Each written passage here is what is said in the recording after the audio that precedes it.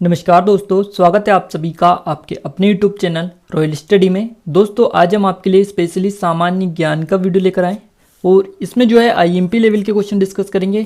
जो क्वेश्चन आपके एग्जाम में पिछले 5 सालों में सबसे ज़्यादा पूछे गए हैं और इसका ये जो है आपका पार्ट सेकंड रहेगा। इससे पहले हम पार्ट फर्स्ट जो है कवर कर चुके हैं, लिंक आपको नीचे डिस्क्रिप्शन में मिल जाएगी। और इस वीडियो को पूरा देखने के साथ साथ आपको वीडियो को लाइक भी करना है और चैनल पर पहली बार विजिट किया है तो सब्सक्राइब भी करना है, बिकॉज यहाँ पर हम इतने अच्छे लेवल के क्वेश्चन डिस्कस कर रहे हैं कि आपको यहाँ से जो क्वेश्चन है डायरेक्टली या इनडायरेक्टली रूप से एग्जाम में जरूर से देखने को मिलेंगे। क्लियर है?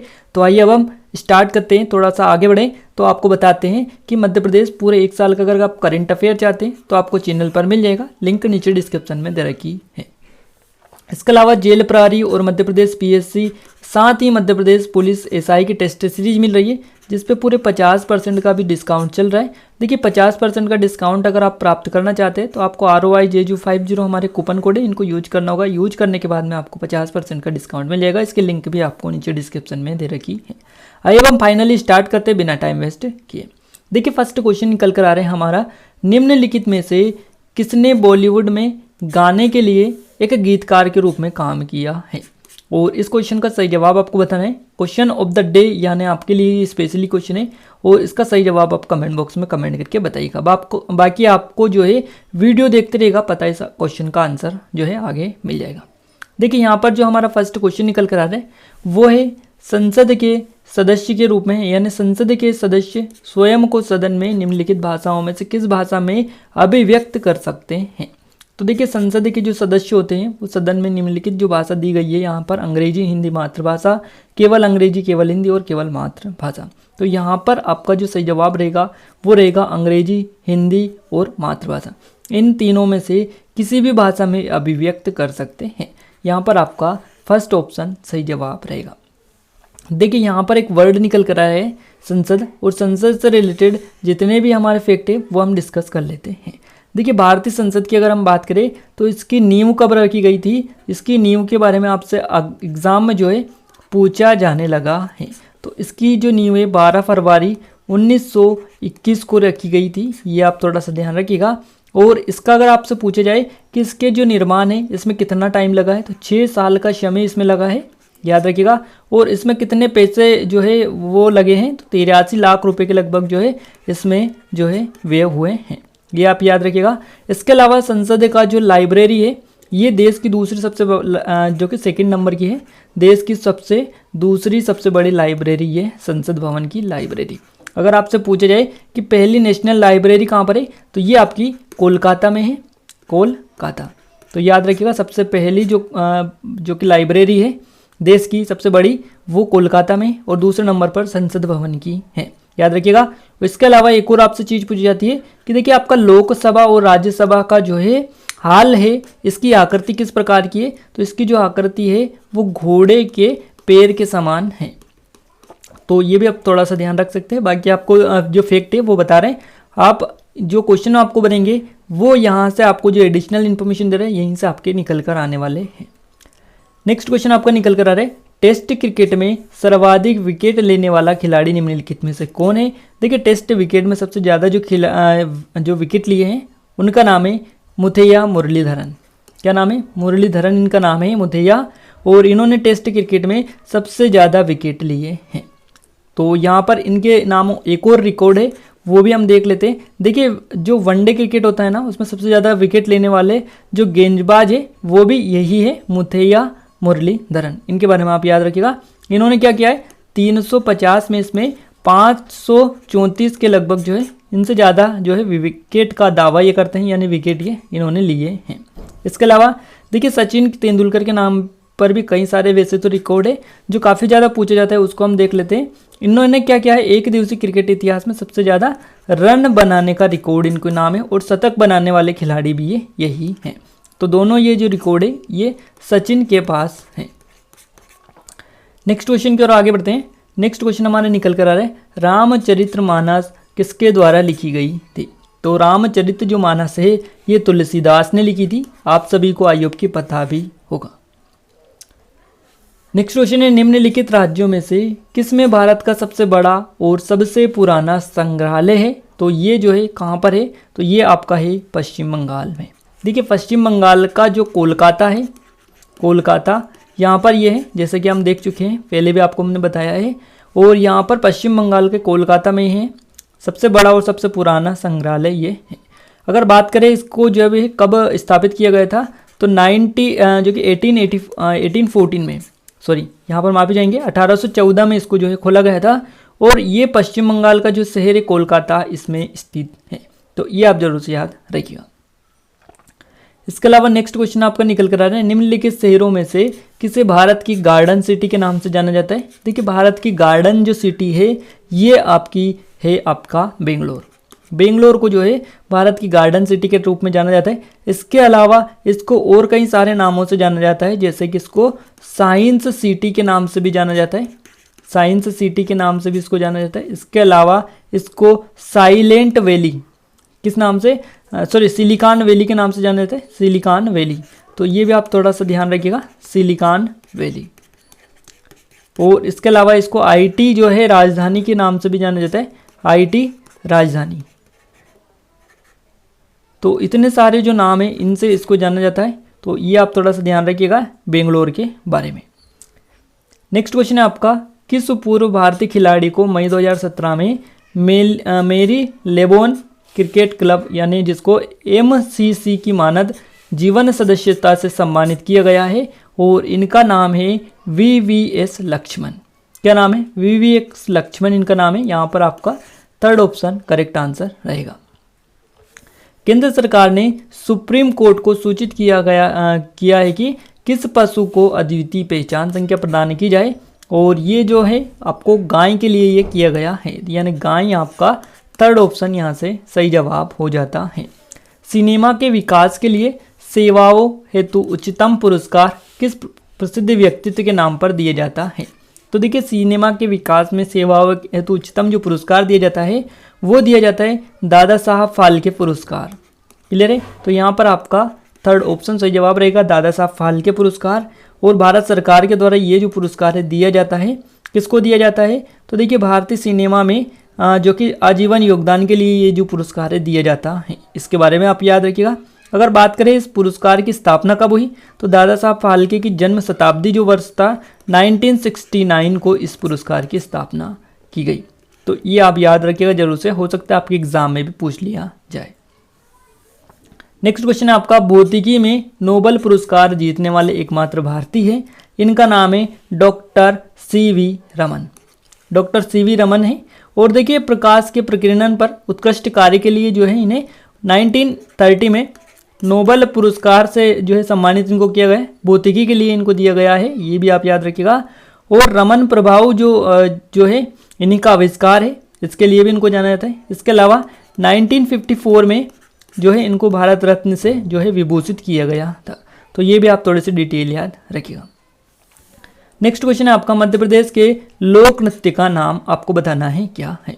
तो देखिए इसमें से लोक नृत्य जो है मध्य प्रदेश का वो है मटकी।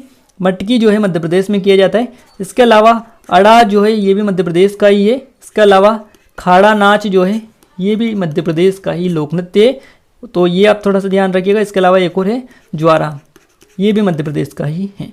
और मटकी तो आप सभी को पता ही है। इसके अलावा देखिए यहाँ पर जो है घूमर, ये आपका राजस्थान का है, राजस्थान का ये है। और इसके अलावा राजस्थान के और भी देख लेते हैं हम दो चार और, जैसे कि आपका एक तो घूमर हो गया, इसके अलावा एक चाकरी हो गया राजस्थान का। इसके अलावा गनगौर जो है ये भी आपका राजस्थान का ही है। और कालबेलिया सबसे फेमस है राजस्थान का घूमर के बाद में, तो ये आप याद रखिएगा, कालबेलिया और घूमर दोनों काफ़ी फेमस हैं। इसके अलावा देखिए ये जो बिहू है ये कहाँ का है, तो बिहू जो है ये आपका असम का लोक नृत्य है, असम का। और असम के देख लेते हैं, एक आपका बिछुआ है, बिछुआ है आपका असम का। और आपका एक नट पूजा जो है ये भी असम का ही लोक नृत्य है, तो इसके बारे में अब आप याद रखिएगा। इसके अलावा देखिए एक राउत नाच जो आया है निकल कर सेकेंड वाला, ये कहाँ का है, तो इसके बारे में भी आइए हम देख लेते थोड़ा सा। राउत नाच जो है ये है मध्य प्रदेश भारत के छत्तीसगढ़ राज्य का, छत्तीसगढ़ का लोक नृत्य ये है।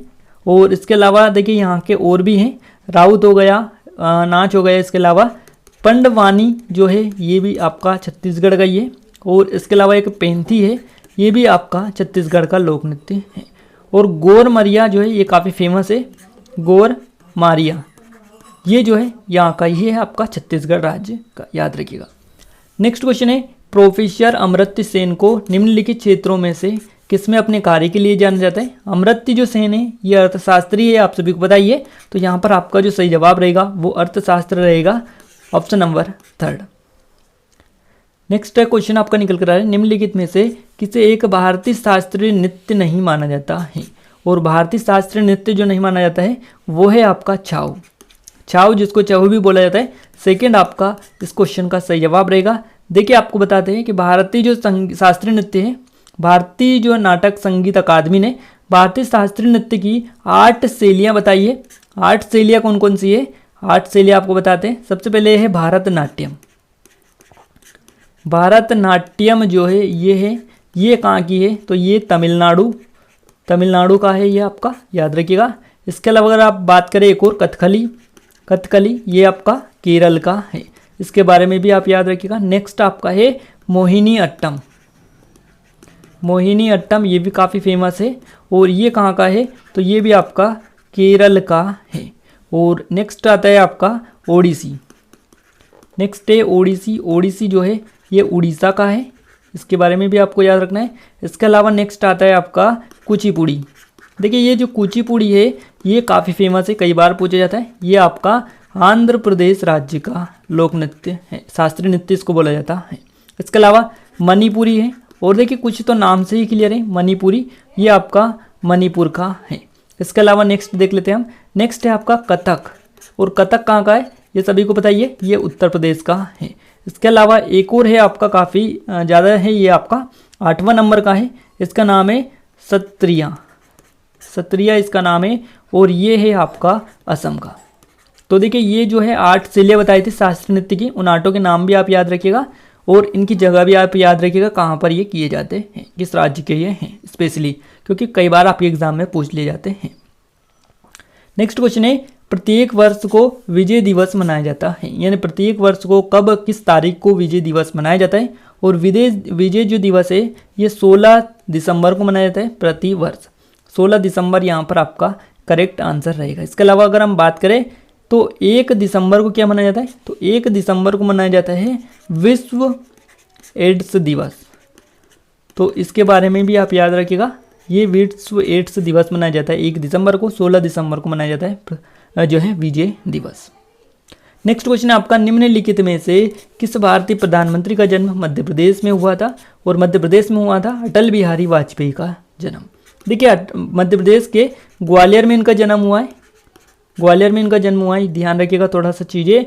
और अगर बात की जाए कब इनका जन्म हुआ है, तो इनका जन्म हुआ है 24 दिसंबर जो है 24 दिसंबर को इनका जन्म हुआ है, थोड़ा सा ध्यान रखिएगा। 24 दिसंबर को जो कि 1924 में 25 दिसंबर को इनका जन्म हुआ है, 25 दिसंबर 1924। 25 और 24 इसमें आएगा सन में, तो 25 दिसंबर 1924 में इनको जन्म हुआ है। और सुशासन दिवस के रूप में इनका जो है जन्मदिन मनाया जाता है, तो याद रखिएगा। और भारत के ये 10वें प्रधानमंत्री थे, इनका नाम भी आप याद रखिएगा। इसके अलावा 2015 में जो है भारत रत्न से भी इनको सम्मानित किया गया था। नेक्स्ट क्वेश्चन है, मध्य प्रदेश के निम्नलिखित जिले में से कौन सा गोटमार मेला के लिए जो प्रसिद्ध है? तो गोटमार जो मेला प्रसिद्ध है इसके लिए है आपका मध्य प्रदेश का छिंदवाड़ा जिला। छिंदवाड़ा यहाँ पर आपका 4th ऑप्शन सही जवाब रहेगा। देखिए छिंदवाड़ा जो है क्षेत्रफल के आधार पर मध्य प्रदेश का सबसे बड़ा जो है जिला है, याद रखिएगा। और राज्य मानव विकास संस्थान जो है ये कहाँ पर है? तो ये भी मध्य प्रदेश के छिंदवाड़ा जिले में ही है, याद रखिएगा। और यहाँ पर देखिए एक स्थान है छिंदवाड़ा में तामिया करके, तामिया, और यहाँ पर जो है पातालकोट है, तामिया पातालकोट विकासखंड, आपको पता होगा। और इस स्थान पर भारिया जो जनजाति है ये निवास करती है, तो इसके बारे में भी आप ध्यान रखिएगा थोड़ा सा। यहाँ पर अगर आपसे पूछा जाए कौन सी नदी बहती है, तो दूधी नदी बहती है यहाँ पर। दूधी जो नदी है ये यहाँ पर बहती है पातालकोट में, और नर्मदा की सहायक नदी ये है। इसके अलावा छिंदवाड़ा जो है इसमें ही शाही बनाने का कारखाना है, सरकारी कारखाना है। जाम नदी जो है वो भी यहीं पर है, और गोटमार जो प्रथा प्रचलित है वो जाम नदी के किनारे ही प्रचलित है। इसके अलावा एक और चीज़ काफ़ी आईएमपी है जो कि हमने थंबनेल में दे रखी है, मेघनाथ का मेला। मेघनाथ का जो प्रसिद्ध मेला है वो कहाँ पर लगता है, तो वो भी आपका छिंदवाड़ा में ही जो है लगता है। तो ये आप जरूर से याद रखिएगा। नेक्स्ट क्वेश्चन है आपका, अवधी बोली में 1540 में लिखी गई महाकाव्य कविता पद्मावत के लेखक कौन है। देखिए ये अवधी बोली में लिखी गई थी, 1540 में लिखी गई थी, और इसके जो लेखक है इनका नाम आपको क्लिक करना है। इसका सही जवाब आपका रहेगा मलिक मोहम्मद जायसी। फोर्थ ऑप्शन यहाँ से आपका करेक्ट आंसर रहेगा। नेक्स्ट क्वेश्चन है, किस नदी को मध्य प्रदेश की जीवन रेखा कहा जाता है, और इस नदी का नाम है नर्मदा नदी, जो कि आप सभी को पता ही है। सेकेंड ऑप्शन इस क्वेश्चन का सही जवाब रहेगा। देखिए पर्वतराज मेघल की पुत्री ये है, तो ये भी आप थोड़ा सा ध्यान रखिएगा। और इसके अलावा इसको किस नाम से जाना जाता है, तो रेवा नाम से इसको जाना जाता है। वैसे तो सोमा देवी रेवा मेकल सुता, ये कई सारे नाम इसके हैं, तो इस हिसाब से भी आप थोड़ा सा ध्यान रखिएगा कि किन किन नामों से इसको पुकारा जाता है। और गुप्त काल में जो है अमरकोश में नर्मदा नदी को सोमा देवी के नाम से जाना जाता है। और इसके अलावा जो है कालिदास ने इसको क्या नाम दिया है नर्मदा को, तो कालिदास ने जो है इसको सोमप्रभा नाम दिया है। तो ये मोस्ट आईएमपी है, हो सकता है आपसे कि एग्जाम में भी पूछ लिया जाए, सोमप्रभा। क्लियर है, एक बार और आपको सही से बता देते, सोमप्रभा जो नाम दिया है ये कालिदास ने दिया है, याद रखिएगा, आपसे हो सकता है एग्जाम में भी पूछ लिया जाए। और इसके अलावा अगर आप बात करें हम नर्मदा नदी के बारे में, और तो अमरकंटक से निकलती है, जैसा कि आप सभी को पता ही है। 1312 इसकी टोटल लेंथ है, एमपी में है 1077। बात करें इसमें टोटल इसकी जो है कुल कितनी सहायक नदियाँ है, तो यहाँ पर इसकी जो टोटल सहायक नदियाँ है वो 41 है। अगर बात करें हम बाएं से कितनी नदियाँ आकर मिलती है, तो बाईं ओर से यहाँ पर 22 नदियाँ आकर मिलती है, और दाएं ओर से जो आकर मिलती है वो आकर मिलती है 19, यानी 19 नदियाँ दाएं ओर से आती है, बाएं ओर से 22 नदियाँ आती है, कुल 41 इसकी सहायक नदियाँ हैं। तो ये आप विशेष करके याद रखिएगा। नेक्स्ट क्वेश्चन है, मध्य प्रदेश के अलावा केन नदी जो है किस राज्य में बहती है, और ये जो नदी है ये उत्तर प्रदेश में भी बहती है। केन नदी कहाँ से निकलती है, तो केन नदी जो निकलती है ये कटनी जिले से निकलती है। कहाँ से, कटनी जिले से ये निकलती है, ध्यान रखिएगा थोड़ा सा। प्रारंभ जो होता है इसका मध्य प्रदेश के कटनी से प्रारंभ होता है। और यहाँ पर अगर हम बात करें सहायक नदियाँ कौन कौन सी है, तो इसकी जो सहायक नदी है उसमें उर्मिल नदी है एक, जो कि उर्मिल जो है नदी है, तो ये आप थोड़ा सा ध्यान रखिएगा। इसके अलावा सुनार जो नदी है वो भी इसकी सहायक नदी है, तो 2 नदियाँ इसकी सहायक नदियाँ हैं। नेक्स्ट क्वेश्चन है, निम्नलिखित में से किसने बॉलीवुड में गाने के लिए गीतकार के रूप में काम किया है, और ये जो है आपका सही जवाब रहेगा राहत इंदौरी जो है इन्होंने किया है। देखिए अभी हाल ही में इनका निधन भी हो गया है। तो ये कहाँ से थे, ये मध्य प्रदेश के इंदौर से थे, और उर्दू शायर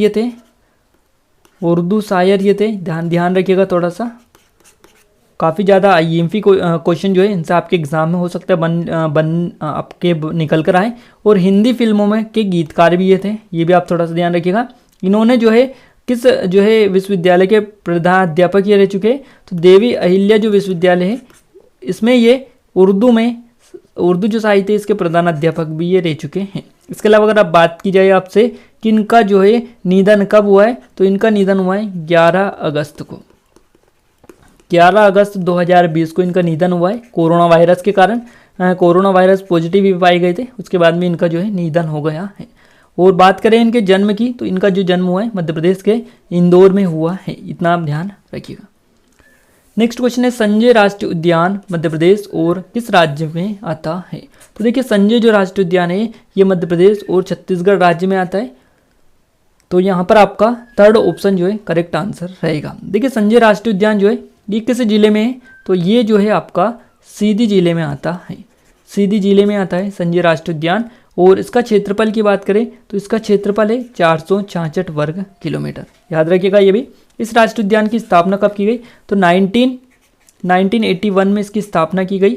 और 2000 में जो है जब विभाजन हुआ था उस टाइम पर इसका कुछ हिस्सा जो है छत्तीसगढ़ राज्य में चला गया था। तो ये आप थोड़ा सा ध्यान रखिएगा।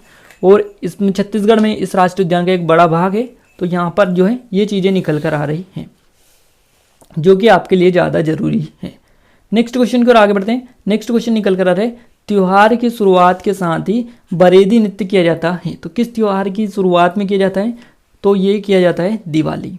दिवाली की जो त्योहार है इसके साथ ही शुरुआत में ही बरेदी नृत्य किया जाता है। तो यहाँ पर आपका थर्ड ऑप्शन सही जवाब रहेगा।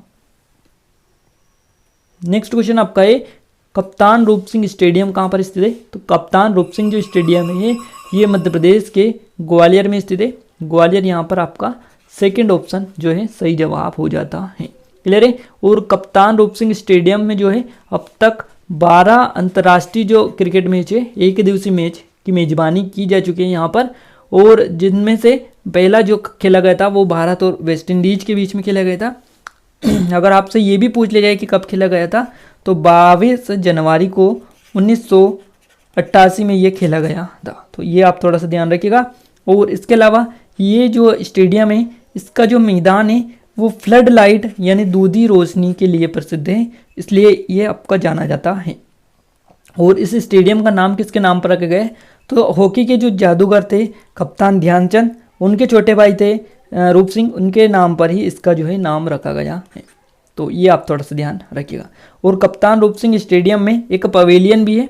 क्या है? एक पवेलियन है, जिनका भी हाल ही में नाम जो है सचिन तेंदुलकर के नाम पर रखा गया है, जिन्होंने जो है दोहरा शतक बनाने वाले क्रिकेटर जो है का इतिहास इनके नाम है। तो ये भी आप थोड़ा सा ध्यान रख सकते हैं।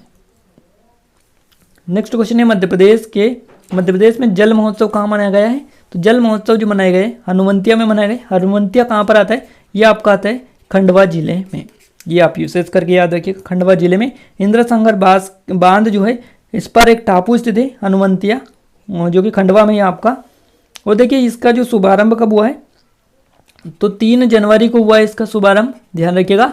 और यहाँ पर जो है इसका जो शुभारंभ हुआ है उस टाइम पे सीएम कौन थे? तो सीएम थे कमलनाथ, ध्यान रखिएगा थोड़ा सा। और कमलनाथ यहाँ पर पहुंचे भी थे, तो ये आप थोड़ा सा ध्यान रख सकते हैं। नेक्स्ट क्वेश्चन है आपका, भारत भवन कब स्थापित हुआ था? तो भारत भवन जो स्थापित हुआ था 1982 में हुआ था।